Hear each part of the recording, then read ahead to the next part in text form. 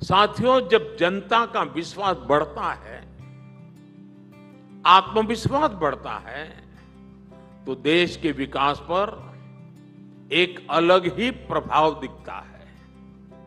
आप जानते हैं, पुरानी विकसित सभ्यताओं से लेकर आज के विकसित देशों तक एक चीज हमेशा से कॉमन रही है। ये कॉमन चीज है रिस्क टेकिंग का कल्चर। एक समय था जब हमारा देश पूरे विश्व के कॉमर्स और कल्चर का हॉटस्पॉट था। हमारे मर्चेंट्स और सेलर्स एक तरफ साउथ ईस्ट एशिया के साथ काम कर रहे थे, तो दूसरी ओर अरब, अफ्रीका और रोमन एम्पायर से भी उनका गहरा नाता जुड़ता था। उस समय के लोगों ने रिस्क लिया और इसलिए भारत के प्रोडक्ट्स और सर्विसेज सागर के दूसरे छोर तक पहुंच पाए। आजादी के बाद हमें रिस्क टेकिंग के इस कल्चर को और आगे बढ़ाना था, लेकिन आजादी के बाद की सरकारों ने तब के नागरिकों को वो हौसला ही नहीं दिया। इसका परिणाम यह हुआ कि कई पीढ़ियां एक कदम आगे बढ़ाने और 2 कदम पीछे खींचने में ही गुजर गई। अब बीते 10 सालों में देश में जो परिवर्तन आए हैं, उन्होंने भारत के नागरिकों में रिस्क टेकिंग कल्चर को फिर से नई ऊर्जा दी है। आज हमारा युवा हर क्षेत्र में रिस्क टेकर बनकर उभर रहा है। कभी एक कंपनी शुरू करना रिस्क माना जाता था। 10 साल पहले तक मुश्किल से किसी स्टार्टअप का नाम सुनते थे। आज देश में रजिस्टर्ड स्टार्टअप की संख्या 1.25 लाख से ज्यादा हो गई है। एक जमाना था कि खेलों में और खेलों को प्रोफेशन के रूप में अपनाने में भी रिस्क था, लेकिन आज हमारे छोटे शहरों के नौजवान भी ये रिस्क उठाकर दुनिया में देश का नाम रोशन कर रहे हैं। आप सेल्फ हेल्प ग्रुप से जुड़ी महिलाओं का भी उदाहरण लीजिए। आज देश में करीब 10 करोड़ लखपति दीदी बनी है। ये गांव-गांव में उद्यमी बनकर अपना कुछ बिजनेस चला रही है। मुझे कुछ समय पहले एक ग्रामीण महिला से संवाद करने का अवसर आया। उस महिला ने मुझे बताया था कि कैसे उसने एक ट्रैक्टर खरीदा और अपनी कमाई से पूरे परिवार की आय बढ़ा दी। एक महिला ने एक रिस्क लिया और अपने पूरी परिवार का जीवन बदल डाला। जब देश के गरीब और मिडिल क्लास के लोग रिस्क लेना शुरू करते हैं, तब बदलाव सही मायने में दिखने लगता है। यही हम भारत में आज होते देख रहे हैं। साथियों, आज भारत का समाज अभूतपूर्व एस्पिरेशन से भरा हुआ है। इन एस्पिरेशंस को हमने अपनी पॉलिसीज का बड़ा आधार बनाया है। हमारी सरकार ने देशवासियों को एक बहुत यूनिक कॉम्बिनेशन दिया है। ये कॉम्बो इन्वेस्टमेंट से एम्प्लॉयमेंट, डेवलपमेंट से डिग्निटी का है।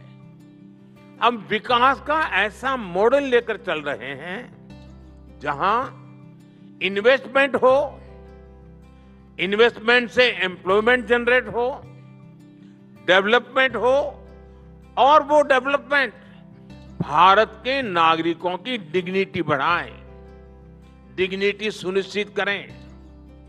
अब जैसे देश में टॉयलेट्स बनाने का एक एग्जाम्पल है। मैं छोटी चीजें इसलिए हाथ पकड़ रहा हूं कि कभी कभी हमें लगता है इसका कोई मूल्य ही नहीं है, लेकिन इसकी कितनी बड़ी ताकत होती है मैं आपको उदाहरण से बताना चाहता हूं। हमारे देश में हमने एक मिशन लिया टॉयलेट बनाने का। देश की बहुत बड़ी आबादी के लिए ये सुविधा के साथ साथ सिक्योरिटी और डिग्निटी का भी माध्यम है।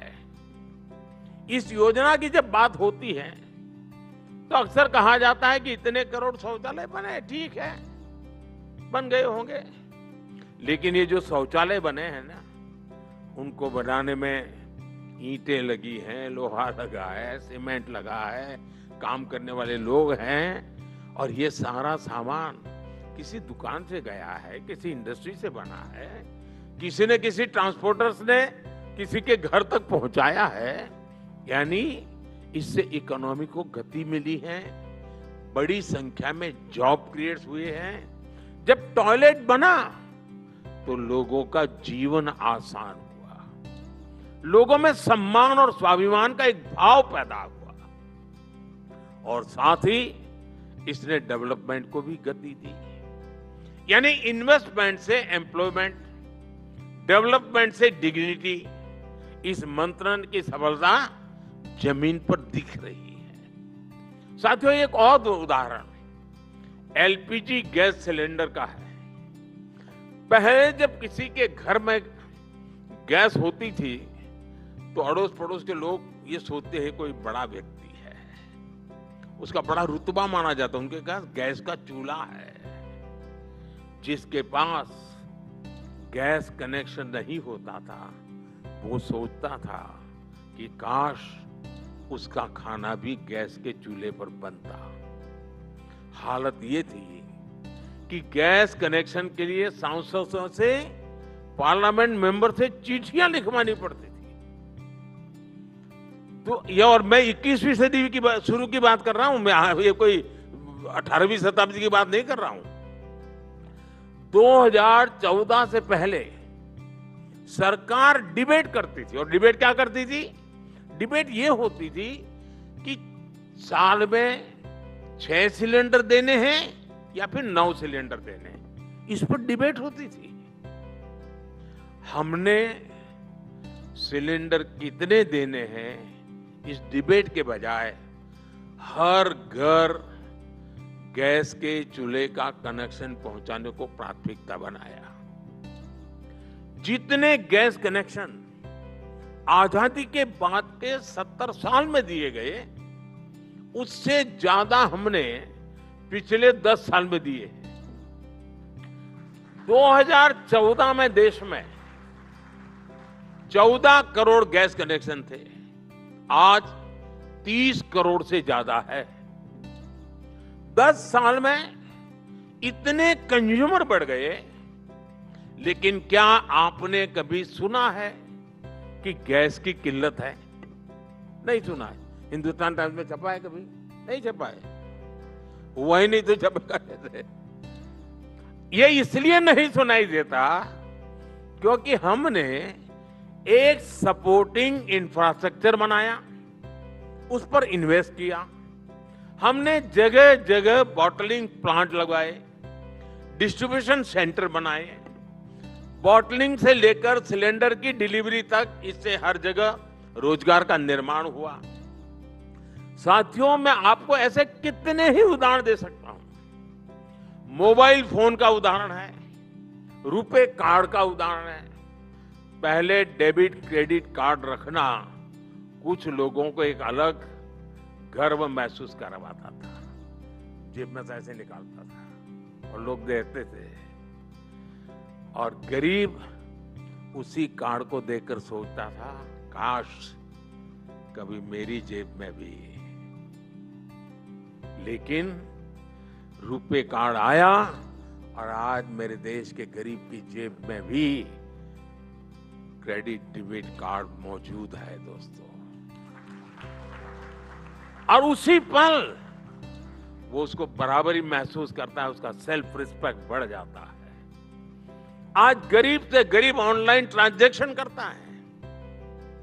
बड़े शॉपिंग मॉल में कोई महंगी कार से उतरकर भी वही यूपीआई इस्तेमाल करता है जो मेरे देश का रेहड़ी पटरी पर बैठा हुआ एक सामान्य इंसान भी उसी यूपीआई का उपयोग करता है।